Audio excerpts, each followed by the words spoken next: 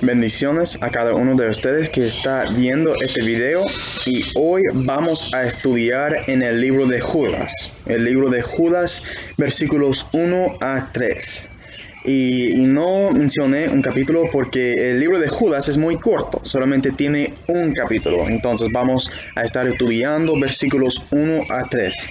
Y aunque este libro es muy corto, este libro es muy importante para nosotros cristianos porque se trata del hecho de que hay falsos maestros que se han infiltrado en la iglesia y estos falsos maestros enseñan doctrinas que corrompen el alma. Y Judas nos enseña que debemos resistir a estas falsas doctrinas y mantenernos firmes en la fe. Así que lo que voy a hacer es leer este pasaje entero, versículos 1 a 3, y entonces vamos a regresar a estudiar cada versículo en más detalle, uno a uno. Leamos. Versículos 1 a 3 en el libro de Judas. Dice, Judas, siervo de Jesucristo y hermano de Jacobo, a los que son amados por Dios el Padre, guardados por Jesucristo y llamados a la salvación, que reciban misericordia, paz y amor en abundancia. Queridos hermanos, he deseado intensamente escribirles acerca de la salvación que tenemos en común y ahora siento la necesidad de hacerlo para rogarles que sigan luchando vigorosamente por la fe encomendada una vez por todas a los santos. Ok, ahorita regresando a versículo 1, dice, Judas, siervo de Jesucristo y hermano de Jacobo, a los que son amados por Dios el Padre, guardados por Jesucristo y llamados a la salvación. Así que vemos aquí que Judas se identifica como siervo de Jesucristo, del Señor Jesús, y también se identifica como el hermano de Jacobo. Y esto es muy interesante porque sabemos que Jacobo era el hermano de Jesús. Así que lógicamente Judas, siendo el hermano de Jacobo, también era el hermano de Jesús. Pero no se identificó así. No se identificó así, sino que él se llamó siervo del Señor Jesucristo, mostrando humildad, no alardeó de su posición especial en cuanto al Señor Jesús, porque Él era su hermano actual. Entonces, ¿qué significa esto para nosotros? Cristianos nunca debemos jactarnos de nosotros mismos. Nunca debemos alardear de nosotros mismos, porque sin Dios no somos nada. No somos nada sin el Señor, sin su salvación. Y Judas, aunque él era el hermano actual de Jesús, él no alardeó de eso, sino que él se llamó un siervo del Señor Jesucristo. Y debemos hacer lo mismo. Y si vamos a alardear de algo o de alguien, entonces alardemos de quién es Dios, de su gloria, de su reino y de su poder, porque el reino es suyo siempre, por siempre. Entonces, Judas, él estaba escribiéndoles a creyentes y él los identifica como los que son amados por Dios el Padre, guardados por Jesucristo y llamados a la salvación. Así que se pueden ver tres cosas muy importantes aquí en este versículo. La primera cosa que vemos es que nosotros cristianos somos amados por Dios el Padre.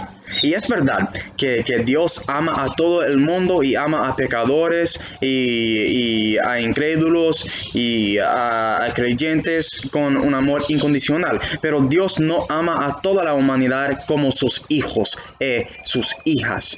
Porque, solamente algunas personas son hijos e hijas de Dios y el resto de la humanidad son hijos e hijas del diablo. Eso es lo que nos enseña la Escritura. Entonces, para ser un hijo de Dios tenemos que estar en Cristo. Y en Cristo recibimos el amor de Dios como un padre. Él nos ama como sus hijos, no solamente con un amor incondicional, y eso es increíble, pero específicamente con el amor de un padre. El amor de un padre celestial. Y Dios nos ama así. ¿No lo merecemos? No, de ninguna manera, no lo merecemos, pero Dios nos da su mejor. Entonces somos amados por Dios el Padre como sus hijos e hijas en Cristo. Y la segunda cosa que vemos aquí es que somos guardados por Jesucristo. Así que tenemos seguridad en nuestra salvación. Jesús nos mantendrá hasta el fin. Él nos llevará al cielo. Somos guardados por Él. Solamente tenemos que continuar confiando en Él y en su obra en la cruz. Somos guardados por Jesucristo. El Espíritu Santo nos guarda. Estamos en la mano de Jesús y de Dios. Eso es lo que Jesús dice en Juan capítulo 10, que estamos en su mano y nadie nos puede quitar de su mano. Entonces, tenemos seguridad en Cristo, somos amados por Dios el Padre como sus hijos en la fe. Y la tercera cosa que vemos aquí es que somos llamados. Y aquí en la nueva versión internacional dice que somos llamados a la salvación. Y creo que en el griego original dice solamente llamados, pero llamados a la salvación tiene el sentido correcto, pues. Y sí, somos llamados a la salvación en Cristo, somos llamados a heredar su reino y a reinar con Él siempre y siempre. Así que, cristiano, tú tienes un propósito en esta vida.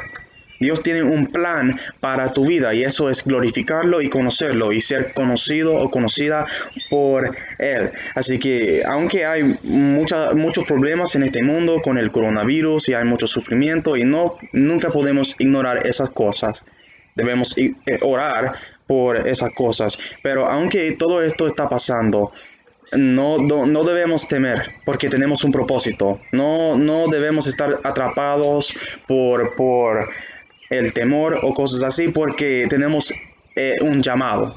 No, somos llamados y tenemos un llamamiento muy especial del Señor. Somos llamados a la salvación, a su reino. Y Judas él continúa aquí en versículo 2 diciendo que reciban misericordia, paz y amor en abundancia. Entonces Judas expresa sus buenos deseos para los creyentes. Aquí en este versículo eso era muy común en su día, en el primer siglo, escribir cartas así. Y por fin llegamos a versículo 3. Versículo 3. Y este versículo será como el enfoque de esta lección. Y voy a leer este versículo dos veces. Ok, dice en versículo 3, queridos hermanos, he deseado intensamente escribirles acerca de la salvación que tenemos en común y ahora siento la necesidad de hacerlo para rogarles que sigan luchando vigorosamente por la fe encomendada una vez por todas a los santos. Otra vez.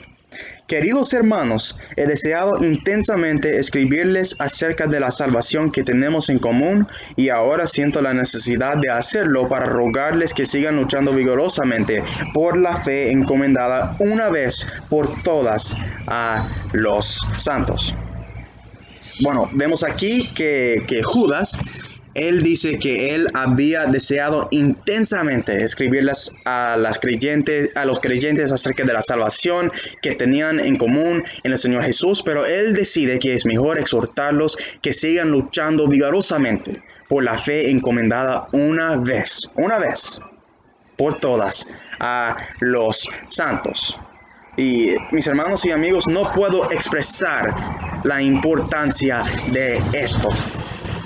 Cristiano, es tu trabajo luchar por la fe. Es tu trabajo contender por la fe y denunciar falsas doctrinas. No tenemos otra opción, tenemos que hacerlo porque la fe ha sido encomendada una vez por todas a los santos. Así que, ¿qué significa eso? ¿Qué significa?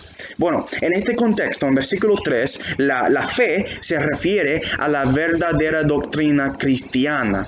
La fe en este contexto se refiere a la verdadera doctrina cristiana, así que la fe había sido encomendada una vez por todas a los apóstoles en el día de Judas y Pablo y Pedro y aquellos hombres. La fe, a ellos se les dio la fe. Se les dio la verdadera doctrina que ellos debían enseñar a la iglesia. Jesús les dio la autoridad para enseñar doctrina y enseñanzas autorizadas de Él. Pero eso pasó en el primer siglo. Dice una vez por todas, Jesús les dio a los apóstoles el mensaje apostólico. Y eso significa que después de que sus enseñanzas y doctrinas fueron escritas en el Nuevo Testamento. Entonces, después de eso, no habría ninguna enseñanza o doctrina autorizada añadida de nuevo, porque la fe había sido encomendada una vez por todas. Ya pasó, la obra estaba hecha con los apóstoles. Jesús les dio el mensaje, ellos les compartieron el mensaje a los cristianos, a los santos de su día. Y ahora tenemos lo que necesitamos para conocer a Dios en la Biblia, porque tenemos la fe, tenemos la verdadera doctrina cristiana aquí en las páginas de la Biblia, especialmente en el Nuevo Testamento. Así que eso es muy crucial, porque significa que todo lo que necesitamos para conocer a Dios y seguir a Jesús se encuentra en la Biblia. Se encuentra en la Biblia, en el Antiguo Testamento y en el Nuevo Testamento. Porque la fe había sido encomendada una vez por todas a los apóstoles, y entonces nos preguntamos, bueno, ¿cómo podemos saber lo que enseñaban ellos? Aquí tenemos sus escrituras, tenemos sus enseñanzas escritas en la Biblia. Y después de que esto pasó, no habría ninguna enseñanza autorizada añadida de nuevo. Así que, mi amigo, si hay enseñanzas en tu iglesia que no se mencionan en la Biblia, entonces no tienen la autoridad del Señor. Y el catolicismo mismo, con sus tradiciones humanas, no tiene la autoridad del Señor, no tiene autoridad divina. Y las tradiciones humanas de la iglesia protestante no tienen autoridad divina. Y menciono esas dos cosas, el catolicismo y la iglesia protestante, por algunas razones. Y bueno, yo soy protestante, pero hay muchos pastores que no son pastores, y iglesias que no son iglesias, que se llaman protestantes evangélicas. Estas personas enseñan cosas que contradicen lo que dice la Biblia, como el movimiento de la palabra de fe, un movimiento que dice que podemos crear cosas de la nada con nuestras voces. Es como si queremos sanidad o prosperidad o dinero o un buen matrimonio, entonces ellos enseñan que podemos crear todo eso con nuestras bocas de la nada. Pero la Biblia enseña que solamente Dios puede crear cosas de la nada. Y necesitamos poner nuestra fe en Él para que Él haga cosas para su reino, cosas gloriosas, pero no podemos crear cosas de la nada con nuestras voces. Eso es absurdo. Pero eso se enseña en ese movimiento. Entonces, hay otros ejemplos que yo puedo usar en la iglesia protestante, pero no tengo suficiente tiempo. Pero con este ejemplo del movimiento de la palabra de fe o el evangelio de la prosperidad, donde se enseña que Dios quiere que todos los creyentes tengan mucho dinero, eso es falso. Eso contradice lo que dice la Biblia, y estas cosas pasan porque tratamos de añadir cosas a la Biblia, a la fe encomendada una vez por todas a los santos. No debemos hacerlo. Y con el catolicismo, bueno, estoy aquí en Panamá, y yo sé que Panamá, la mayoría de Panamá y de Latinoamérica es católica, pero la Iglesia Católica ha añadido cosas absurdas a la Biblia y a la verdadera doctrina cristiana, porque en su iglesia se enseña cosas como por ejemplo, que debemos adorar a María. Y si eres católico, entonces sé que estás pensando que no la adoramos, sino que la veneramos. Bueno, te respondo, yo no lloro, derramo lágrimas. Es la misma cosa con un título diferente, porque en la Iglesia Católica se enseña que María es nuestra vida, que ella es nuestra esperanza, que ella es la madre de salvación, que ella es comediadora con Cristo. Y en la Iglesia Católica muchas personas se rinden ante su estatua y le oran. Mis hermanos, no trato de ofenderte, pero eso es adoración. Eso es adoración. Entonces, eso es lo que pasa cuando tratamos de añadir cosas a la fe encomendada una vez por todas.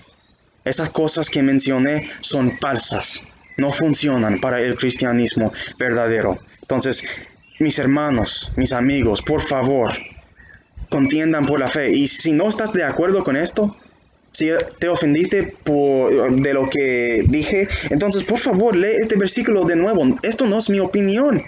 Dice aquí que la fe ha sido encomendada una vez por todas a los santos. La verdadera doctrina cristiana ya había sido dada a los apóstoles y los cristianos en el primer siglo. Y tenemos su mensaje hasta el día de hoy en la Biblia. Pero no podemos añadir cosas a la Biblia, especialmente cuando se trata de adorar a una humana como María o proclamar que somos como Dios.